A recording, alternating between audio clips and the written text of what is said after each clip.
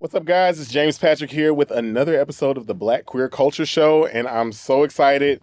We've got one of my favorite people here today. This guy, you've probably seen his face before a few times if you ever shopped in Target. And he has been the face, the brand of a really big conglomeracy for a long time. He is the author of Be a Good Man, Not a Nice Guy, and he is here to talk to us about the culture of fashion. Yeah. Kelvin Conrad Davis, guys. Make some noise! Ah! Yeah. Yeah. It's so good to see you. Yeah, same to you, brother. It has been such a long time. I think we ran into, I think we had a habit of running into each other at one point. At Starbucks, yeah. Starbucks. Yeah, I think Barnes and Noble. That's right. Yeah, that's right. Yeah. And normally whenever things like that happen, I tend to really look at it like, is the universe like pointing me in this person's direction? Is there something that we should commune about? Or I'm very analytical in that arena. But of course, I wanted to sit down and talk with you because this being the Black Queer Culture Show, there are a lot of aspects that can be that can really be talked about under this umbrella, under the umbrellas that we have going on. And the culture of fashion, the culture of a print has really evolved. Yes. I know that you know more than anybody else. But before we kind of dive into where you're at now, could we talk about how you came to be who you even are? Like, what started your trajectory to becoming a brand to a conglomeracy? Okay, yeah. So it started when I was a kid. I have to be honest. So when I was a kid, I really wanted to be in the fashion realm in some kind of sense, right? Yeah. And I knew that when I was about 8 or 9, I used to shop at the husky section. I think everybody can relate to that, because you're in like that awkward age graph, like the awkward body type. And I remember seeing a picture of Tyson Beckford. Yes. And I was like, that was my first time ever seeing like a dark skinned male model. Yeah. And I was like, I was so flabbergasted. I was like, I think I want to do that with my life, right? So as I got older and I realized how the fashion industry worked and how it didn't really cater towards certain body types and certain races. I was like, there has to be a space for people that look like me, right? Yeah. So I created this blog, and the blog was just me trying to show men of all shapes and sizes that they could be confident in themselves. And what ended up happening was around 2015, it went like viral. Wow. Yeah. And then around 2016, 2017, when the body positivity movement on the women's end went like this, people would just Google male body positivity, and I was like the first thing that would come up. Really? Yeah, because I had like a male-based body positive blog. So like if you Googled male positive body image or male body confidence or anything of that sort, it always showed up as me. So just by like public curiosity, I became this unbeknownst like face of like body positivity for the fashion world. Wow. And then around 2017, I got signed to an agency called Bridge Models. Shout out to Bridge Models. Thank you so much for everything that you guys have done. Thank you guys for the chance. Yeah. Thank y'all so much. Yes. And then I ended up modeling. My first professional gig was Target. Really? Yeah. So I signed with them, and this is a funny story because I like when she emailed me, and at this time I was still a middle school art educator, so I didn't have any expectation of like going this realm. I was just a guy in the art classroom trying to make a dream work. Wow. Yeah. And wow. Yeah. So I'm like getting these like emails, and I'm like, I think this lady is capping. Like, she lives in London. Like, she wants to fly me out to London. Yeah. I thought it was a lie. I'm like, it's a scam, right?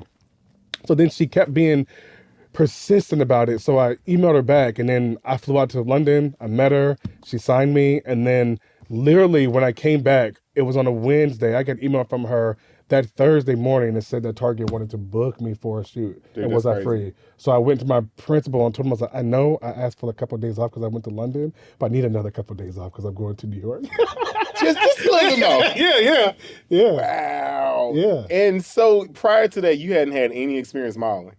I had like small bits of modeling. I modeled for a brand name Chubby Shorts. Yeah, Yeah. I got a Chubbies, pair. yeah. Chubbies, yeah. So I modeled for Chubbies like a couple of times, but it wasn't in the realm of like a very professional shoot. But it did lead me in the right way. It like taught me how to like pose for the camera and how to have like and how to showcase my personality onto a camera. Yeah. Right. And I was already doing that on my blog. Yeah.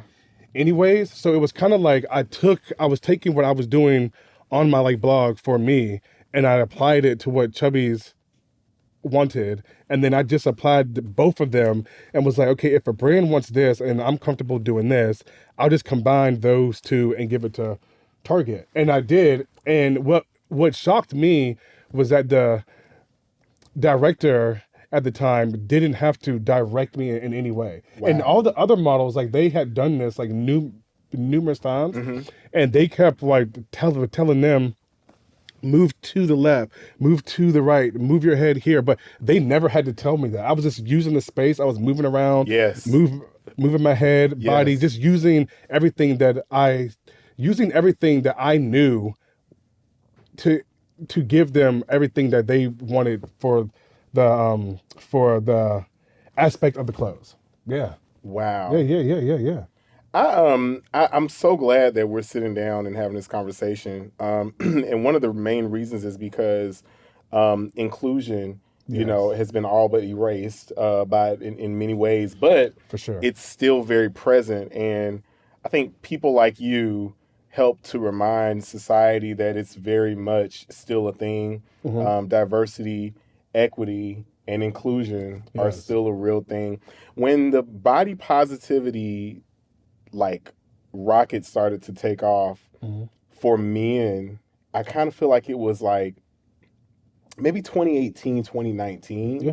Am I right? Was that around the time? Yep. Because I kept, you know, I started to see more, and I'll tell you where I saw it, the Savage Fenty ads. Okay, yes, yeah. And I remember looking at one of the ads and I saw like this, you know, like thicker dude in the ad, and I'm like, yeah. And I stopped and I looked and I was like, wow, this shit is crazy, because like I would have never, you know, I would have never dreamed that I would see someone, you know, who was, you know, full figured man. Exactly. You know what I mean? Yeah. And I feel almost, I won't say slighted, but I will say that for somebody who spent so much time analyzing their own physique, being so analytical over how they look, for sure, how they present themselves, it was very much reassuring, but it was almost like, because I was a chubby kid too, it was almost like, damn, did I have to really lose that weight? Or like, you know, could I have been, you know, just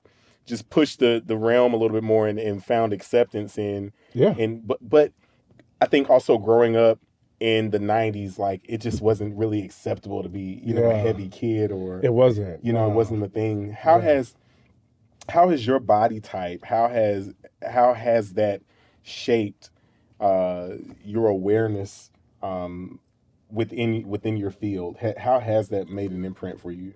I think it's made an imprint mostly because, you know, I'm like, for those who don't know, I'm like a 5'10", short, chubby, balding black guy, right? So for me, it was like if you write those on a piece of paper, that's not the stereotype for a male model. Yeah. This is not in any realm, right? Yeah. So for me, it was like having my body type be plastered. And like there were moments where, of course, people would say not nice things about my body on the internet, right? Yeah. And there were times, but I would say that I never felt insecure. I never did. And I think I credit that to the culture that my parents gave me. And they gave me this culture of like, you know, be who you are and be comfortable in your own skin. And my mom used to make the husky section feel like a celebration. Yeah. Like she used to make it feel like this is only like a place where like the cool kids can shop. Like she made it feel like special. Exclusive. Yeah. Right. So for me, I didn't realize until I got to like 7th grade when like a girl was like, "You shop at the fat boy place." I said, "What do you mean fat boy place?" She was like, "Husky? That just like a nice term for saying that you're like fat." I said, "No, it's not. I'm not fat." That's right. Yeah, right. That's right. You know, but I was like, forget her, right? Yeah. But so like for me, as I got older, I realized that everybody's body is different in every way, and as long as you're happy and as long as you're healthy, because I've seen people at all sizes be healthy. My God, I've yeah. seen the biggest of the big be Yeah. healthier, and I've seen the skinny of the skinny be healthy too. But I've seen it go opposite ways. I've Yeah. seen bigger people not have the best health and skinny people not have the best health. I think the main thing about body positivity, and I've said this and I'll say it again, I'll die on this hill. It was a movement that was started to be inclusive, but it ended up being exclusive. And the reason why I say that is because the body positivity movement originated for people bigger. It was originated originally for bigger bodies to feel comfortable, right? And I was like, that's cool, but like body positivity should be for everybody. Absolutely. Like does it like if you have a body, you should feel confident in how your body looks, right? No matter if you're big or small. Yeah. Muscular, short, skinny, it doesn't matter. And what I felt like the body positivity movement left and has lost its sincerity and its like pure and its purity was when they started to really shy away from including everybody. You had like bigger plus size content creators shaming skinnier girls. Yeah. You had the skinnier girls shaming them back. And Yeah. it just created this dynamic of like, you're not allowed in this space because you don't have a big body. Right. And you're not allowed in this space because you have a skinny body. Right. And it's like, what the hell are y'all doing? Like, this is supposed to be a movement that's supposed to be including everybody. But it started to exclude folks. And I think that's why this Ozempic era, or like the era, the skinny era that TikTok is calling it, is happening because people want to feel more accepted. Yeah. And the body positivity movement has lost its traction because people don't see it as what it originated for. Yeah. Yeah. I totally agree. Yeah. And I to add to that, I think that especially for men, we have been completely desensitized to, loving our bodies. For sure. I mean, loving our entire bodies. I was talking to someone a couple of months ago about how, most men, especially Black, brown men, we were taught to acknowledge whatever we could see, and if it's on our bodies, if we see it, then we acknowledge it. If we don't, then we shame it. That's true. Yeah. And I've often said that, and I think, fast tracking into being a queer person, being in that space, seeing how body positivity has reshaped itself, but like you said, in the process of creating more inclusion, there is still a high amount of exclusivity, you know what I mean? And, for a lot of gay men, if you don't have like the amazing body or, a nice butt or big thighs or, especially in the South, you know what I mean? If you're skinny, you're just, you don't have anything to offer, and then on the West Coast, if you're too big, you know what I mean? You're ostracized, you're othered. And I think being in modeling and being in the forefront, you see that a lot. Yeah. And I'm sure because I consider you to be like a martyr, you know what I mean? You started a trend that was so needed at a time when people didn't even realize that it was needed. For sure. How do you see being a Black model, what as an African American model, what are some of the challenges that you face, just coming into the business and moving into the trajectory that you have? What are some of the challenges? Some of the challenges, obviously, like you got to deal with the racist, like, and it's what I say is that it's a lot harder to call it out because it's so discreet. Like you can't tell if it's racism or you can't tell if they just don't like you because of your body. Because the fashion and the entertainment world is so, I mean, it's just like, it's just a realm that's focused on how you look, right? Like casting, right? So like people are allowed to cast if they want like a middle-aged, like bald white guy. Like they can do that, right? It doesn't exclude me because what's for me is for me. But when you have a casting that is open to all, right? And you do the casting and like and you feel like you're not taken serious or you're being looked over because you're black, I think that sings volumes. And I feel like black people have a very special spiritual awareness about us to know when we're being slighted because of our race. Like we can tell. Like you can read the room, you can tell by the way they talk to you, the things that they say, that it's not about your character, it's not about your body, it's about your race. And I've been in numerous situations in that way where I felt like, I think they don't want me because I'm black. And that's fine because I don't want them because they're racist. So the feeling's mutual. It does. It does. And you know, when I started doing this, which was funny because my first modeling gig with Target, I was still teaching, right? And I was teaching at St. Andrew's middle school. So shout out to all my old students out there. I know you guys always watch me, so hopefully you'll watch this too.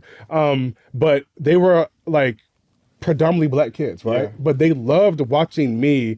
They actively saw me from 6th, 7th, and 8th grade literally go after my dreams. Wow. Like they saw me staying up late. They saw me like, you know, coaching and doing all the things, and they heard me talk about how I wanted to do all of these things. So when it happened during my last year of being there in the classroom, I asked one of my kids, I said, you know, I told them the news. I said, you know, I'm going to like not teach anymore. I'm going to go ahead and quit, and I'm going to take this leap of faith.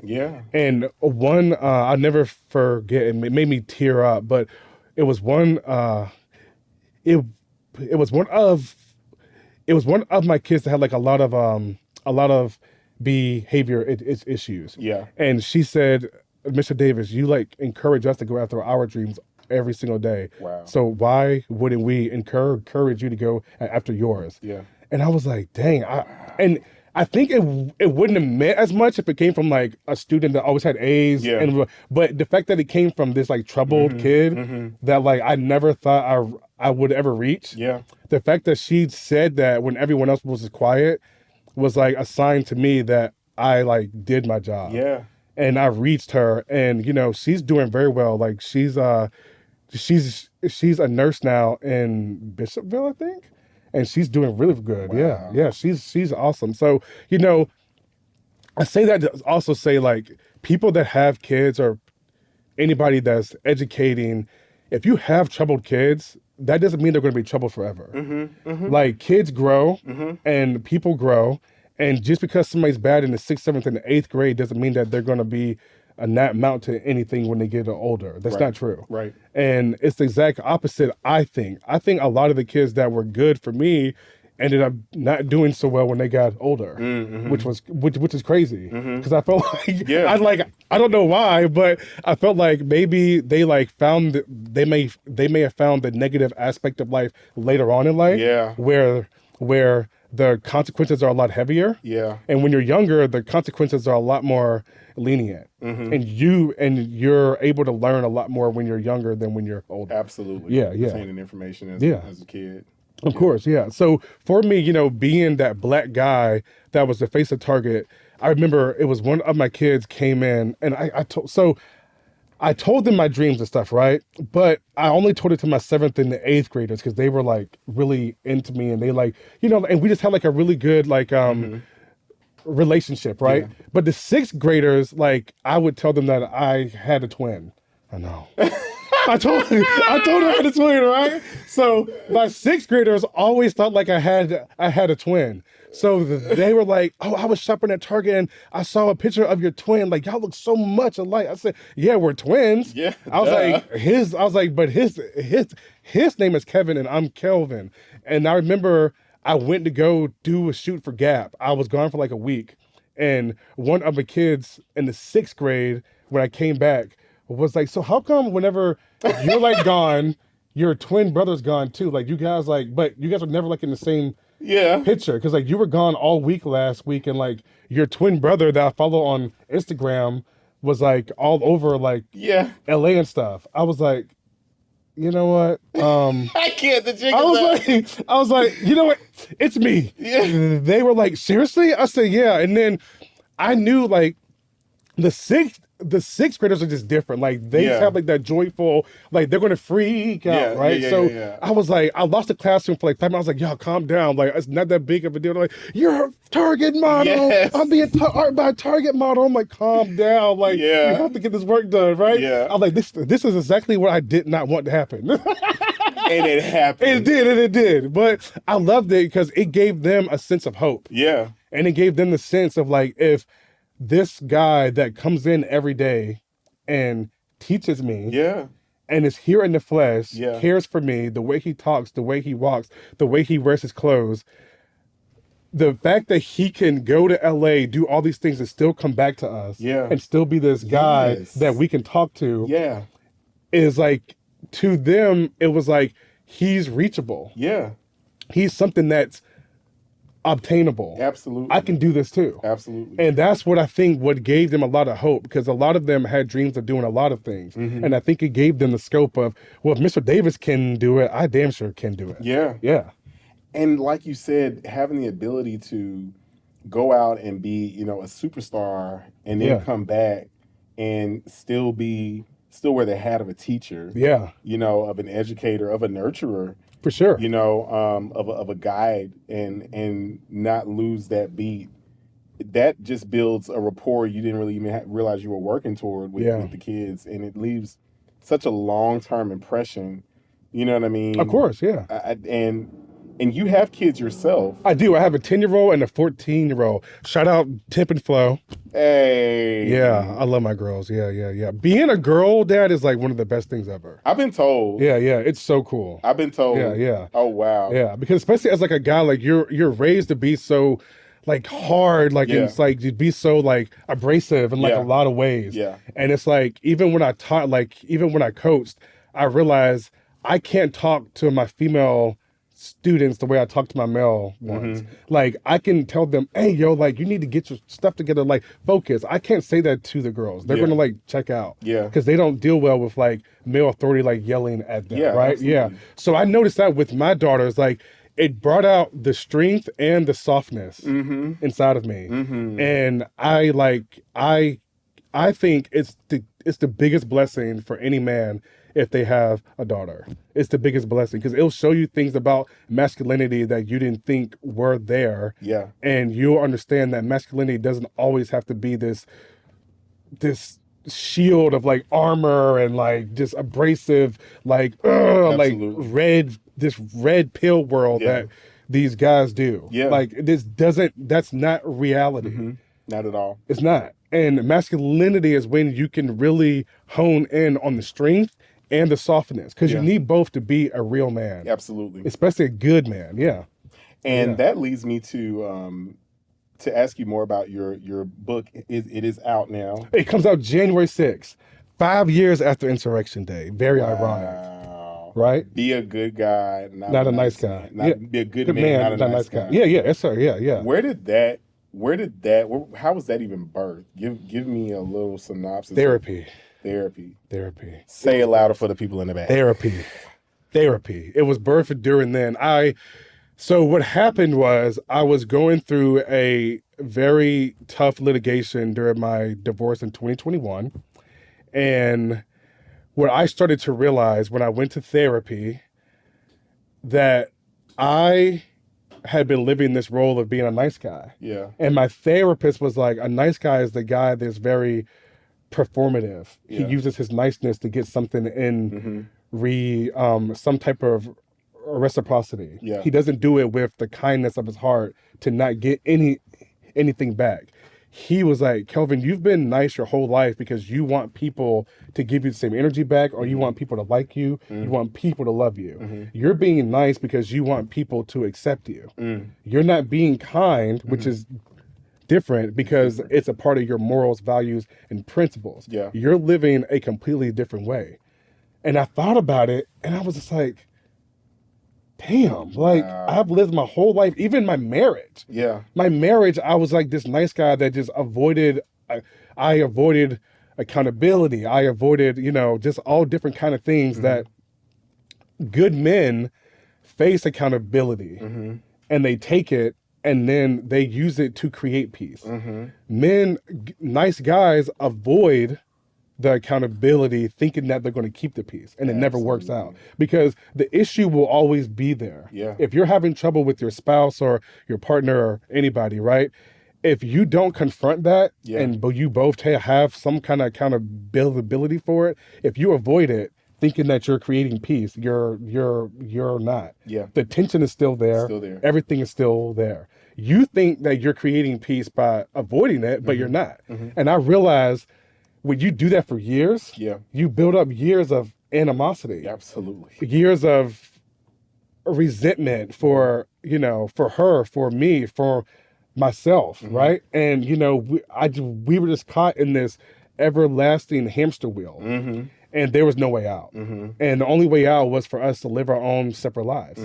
And when I realized that, and I started to live on my own, which is crazy because when I started living on my own, I was 33 when I lived on my own for my first time. Yeah. I went to college. I had roommates, and then I met my ex-wife when we were in college. She got pregnant our senior year, and we moved in. So I've never lived alone. Wow.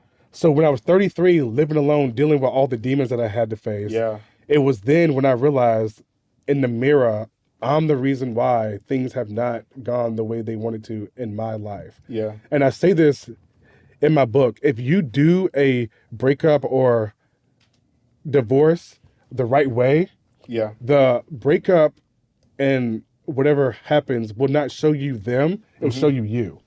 It'll show you you. Because if you focus on what they did and where they went wrong, you don't see any improvement for you. You miss it. Yeah. You miss the mark. So I was like, what's the opposite of a nice guy? And my therapist was like, well, I'd like to say a good man. Yeah. I was like, a good man. Yeah. I was like, I kind of like that. And then I was like, you know what? I want to be a good man, not a nice guy. And then it was around that time where I was like about to start writing my second book, and I was dabbling with different thoughts. And I was like, I kind of want to like write about this. I kind of want to write about masculinity a little more and this and that. And then I was like, my first book was about, how to be a modern man with like manner, style, and body confidence, right? I was like, so I want to take that, but I don't want to focus on like the style of the man. I want to focus on more what's inside of the actual man. So I started to realize, I said, I've met more good men and gentlemen that are in work boots and overalls than I have in suits. Yes. The guys in suits are the guys that make the laws that like destroy lives and like, just ruin folks, everything, right? Like these are the guys that like shut down the government. Like they're wearing suits. Like they're not these are not the guys that are wearing work boots, wearing overalls that are making the world actually go around. Yeah. Those to me are like the actual good guys that are out there in the real world every day. Yeah. Right? So I started to realize that like the suit doesn't make the man. Absolutely. The morals and the principles and the values do. Yeah. So I reached out to my agency and I was like, I think I want the title of the book to be a good man, not a nice guy. And my publisher got back to me and was like, we love that. And they like ran with it. And I was like, I'm gonna start writing it now before somebody else takes it. Yeah. Yes, I did. Yeah. Yep. So it took me about a year and some change to write. And then I submitted it, they approved it. And then it's been like this whole thing now, like, Matthew McConaughey, Yeah. like all kinds of folks have like been talking about the difference in between a good man and a nice guy. Yeah. So it's now like a topic that's been over like the last six months that has been a part of the masculinity space. Wow. And I feel like my book is right on time. You know? It absolutely is. Yeah.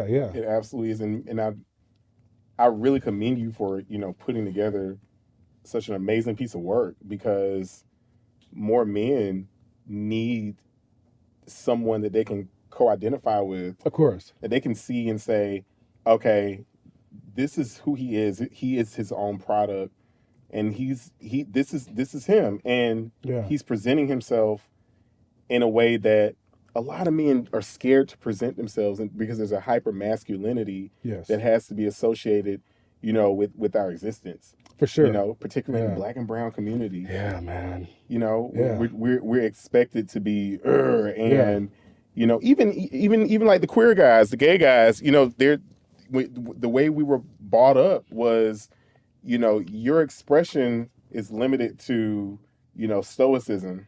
Yeah. To meet someone or meet people who are, challenging that status quo. And challenging the hypo-heteronormatives that have, just immersed itself, have had us immersed in it for years and years, for generations.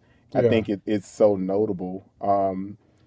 I had a chance when I was a kid. I modeled for an agency here. Okay. And that's where I met my best friend, and it was it was an experience that the older I get, the more I'm grateful for, because it taught me an inner confidence that I don't believe I would have gotten anywhere else at that time frame. For sure. And I always believe that, my foundation is the prerequisite for the things that I attract. And I believe I like that. Yeah.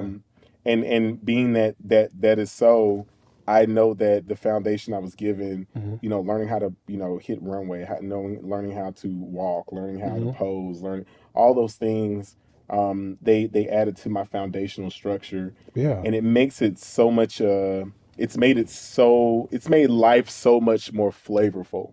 It's made it so, I've gathered such an abundance of friendships for sure from people who can co-identify with that. And I think, like you, I've lived in a space for so long where, I'm so happy with myself. I'm so happy with my body. I don't have negative, things to say about my body after all it's done for me. After all, what I mean? Yeah. We don't think about that, like, your body. Yeah, your legs are big, but guess what? They're carrying you. Yeah. You know what I mean? Yeah, your back is wide, but guess what? It's carrying you. It's keeping you upright. There's so many little things that we don't give ourselves enough credit for in our bodies. And if people aren't grateful for their body, especially after COVID, I don't know what to tell you. Because if you lived through COVID, your body did you good. Because there were thousands, almost like hundreds of thousands of folks that died worldwide, right? And it's like, y'all complaining, like there were people that were healthy that died. And you got to just be grateful that like you got legs that work. Yeah, they may be big. Yeah, your back may be big, but guess what? You're up and you're moving, and as long as you can walk and do things, or even if you can't, like even if you're just able to breathe, you're able to get up and open your eyes and breathe. Like you just need to be thankful for the fact that life is the ultimate gift. Because once it's gone, it's gone. Time, and this is the thing that I like tell a lot of guys, because this red pill space. Am I allowed to curse on this? Okay. This red pill space has got to fucking go. Like these dudes, and I'm gonna say this because I don't give a fuck. These Andrew Tates, these fucking Myron Gaines, these fucking assholes that just are like on TV. Being like, oh, like if you don't have 6 figures of have a Lamborghini and have 3 bitches, and I'm just like, okay, so that makes you a man. So having all that is what you define what masculinity is. Absolutely. It's delusional. That's the biggest bullshit I've ever heard of in my entire life. Like from a biblical standpoint, from a cultural standpoint, from any standpoint that you take. If you take any religion, if you take any community, that shit does not make sense. No. and in any way. No. And I get pissed about it because like I will meet these college kids and I'll meet these guys who look up to these guys, and they don't understand that these guys are fucking scammers. Like they're making money, like doing all kind of scams. I'm like coaching young men to become men. Like what? Like you're not anybody's dad. No. First, I mean, you are somebody's dad, but you're not these kids' dads, Absolutely. right? So it really bothers me that like this red pill space takes away from the accountability that masculinity needs. Absolutely. And that accountability is that, yeah, it's okay to be like hardcore masculine when you need to be. Obviously, people are not going to say that you're being in like a toxic masculine space when you're a firefighter and you have to bust down a door to save women and kids. Right. Nobody's going to complain about that. There's a time and place for it.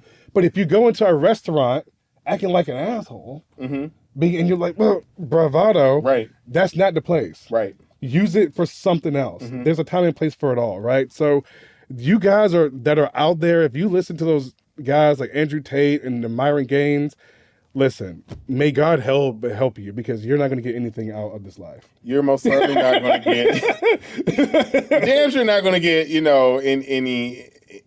any quality ass, honestly. I mean, it's not. It stifles your ability to create meaningful, deep relationships. Yeah. Because you are so hell-bent on bringing your presentation that a lot of us have developed an inability to connect with who we really are at the root, because we are who we've been taught to be. Exactly. We are who we've been taught to. You are supposed to be like this. You are supposed to, it's very unattractive. I mean, it is.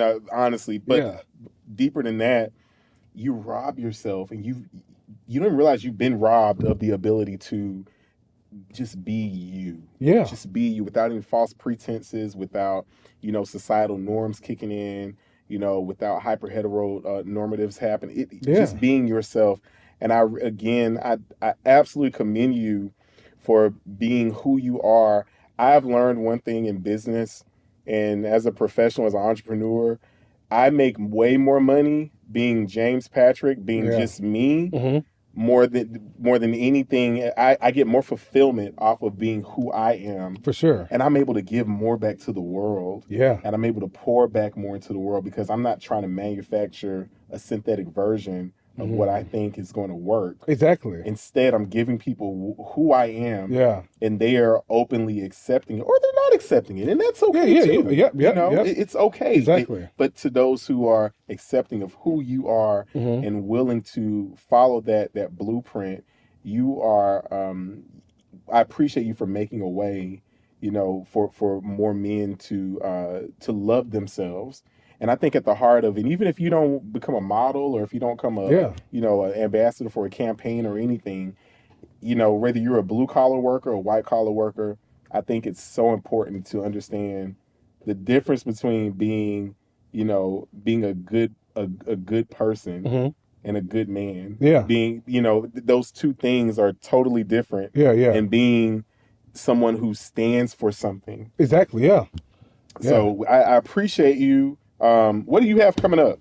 So my book comes out January 6th. So all of you out there, buy it, or you can pre-order it now. It's available wherever books are sold: Barnes & Noble, Amazon, Target. Yeah. Books a million, and support the local bookstores. All good books, of Please course. do. Yeah. Yes. And then I have that coming up. I have like a lot of press that's coming up for it, and then hopefully it will catch on, and then that'll just lead me to the different space where hopefully I can have these kind of conversations with the people like Andrew Tate. Yeah. And be like, look him in the face. Yeah, and be like, dude, like you gotta have a balance. Right. Like you're too over here. Yeah. And you're not enough over here. Like there's a balance to everything. I get like, yes, it's okay. It's good for men to want to strive to make money, but that's not what all life is about. Yeah. Right? And I just don't get this obsession with like supercars. I just don't get it. I just don't get it. I just don't get guys that just want to drive Lambos all day. Like, I just don't get it. It speaks to the ego. Like, it speaks to feeding that ego, feeding it and feeding it and feeding it. And so many of us are trying to emulate the same life. Yeah. And, you know, A, you don't have the wherewithal. Yeah. Respectfully. Yeah. And, you know, B, like, what is the end goal here? Yeah. What's the end goal? Yeah. And I think that's the difference between, you know, you and the Andrew Tates. There's an end goal. Yeah. And it's not centered around you. It's centered around the long game. For sure. The people who are going to be reading your book 50, 60 years from now and taking notes. Of course. That's the sum of it all. Yeah. You know, but being the center of what you think is your movement is not, you know what I mean? Yeah. So I appreciate you. I thank you for being on my show. Of course, yeah. Can you give the people, how can they reach you? Yeah, you can reach me on Instagram at Kelvin Davis, and then on TikTok, it's at Notoriously Dapper. Facebook is the same, Kelvin Davis, and yeah. I don't do Pinterest and all the other stuff. Definitely not Snapchat either. I know some people be DMing me like, "What's your Snapchat?" I ain't got one. I ain't got Snapchat. I ain't got no Snapchat. I'm almost 40 years old. What the fuck I look like Snapchat? What am I doing Snapchat? Send me a picture. Yeah, I'm like, what the world? Thank y'all so much for tuning in to another episode of the Black Queer Culture Show. I'm your host, James Patrick, and we will catch you guys later.